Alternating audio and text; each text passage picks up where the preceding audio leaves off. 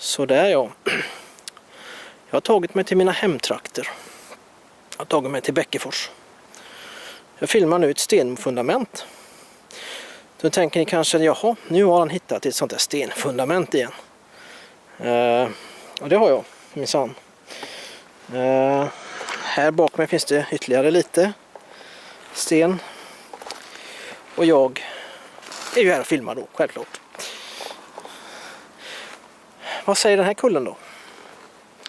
Jo, för många år sedan hittade jag den här platsen på grund av att jag buskörde med min Volvo. Jag och mina kompisar skulle på fest. Ut och körde en liten raggarsväng. Jag gjorde en brinut och den grejen som snurrade i fördellocket gick sönder. Vi fick promenera en bra bit. Vi genade över Kärleksstigen. Vi hittade en skylt som talade om Skjutarkullen. Nu gillar ju vi bombardemang så att vad skjutsingen, det får vi kolla upp. Vi fick ju först då skynda till facklan. För det stängde ju tidigare då på den tiden. Det gör det fortfarande tänker jag. Så vi åkte dit efteråt. Det visade sig att från den här platsen sköt man alltså en skrämselskott mot häxorna som red på kvastarna till Blåkulla. Man skrämde även påskkärringarna på påsksöndagen. Kanonen köptes 1861 från ett skrotupplag i Göteborg och placerades här. Så här stod man och sköt. Vi bevarade traditionen lite grann. Vi gick hit och sköt faktiskt raketer på påsksöndagen det året. Och året därpå var vi här på både skärtorsdagen och påsksöndagen. Och så höll vi på i några år. Till slut glömde man bort det. Och nu när jag satt hemma och läste lite om häxbränningarna i Sverige kom jag på den här platsen och tänkte att ja, det tycker jag är dags att väcka upp den platsen. Och jag hoppas att kanske någon bäckeforsare, det har varit kul att ta tag i det. För det var även en stor påskfyr här alltså. Jag vet inte om det var just det här uppe, men det var i alla fall som lyste överallt.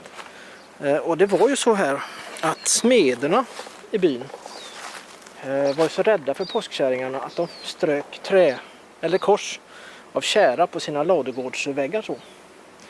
För att de helt enkelt ville skydda djuren mot häxangrepp då, eller påskkärringangrepp.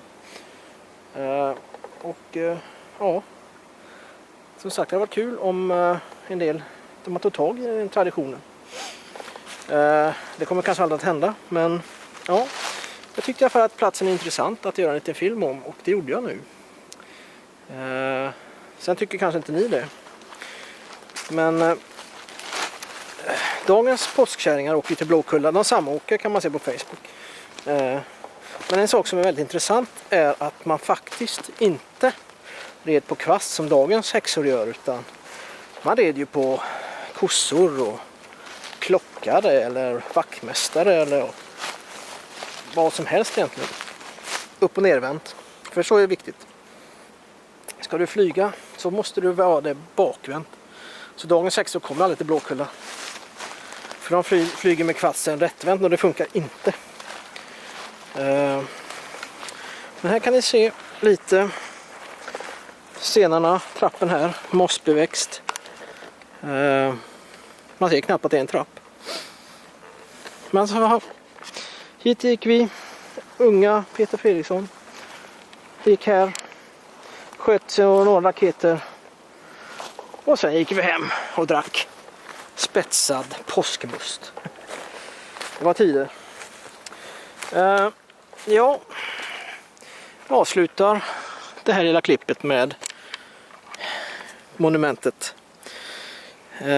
Anledningen till att jag gör filmen är lite också att jag i år planerar att åka runt på gamla häxavrättningsplatser. Det här skotterna här var ganska harmlösa egentligen. Men det fanns ju en tid då Blåkullafärderna verkligen inte var att leka med. Det tänkte jag fokusera på under året. Men det kommer säkert lite andra filmer innan dess. Men så länge, ha det så gott, glad påsk, flyg lugnt, akta er för kanonen på Skottkullen. Nej, Skjutarkullen menar jag ju. Sorry. Hej hej.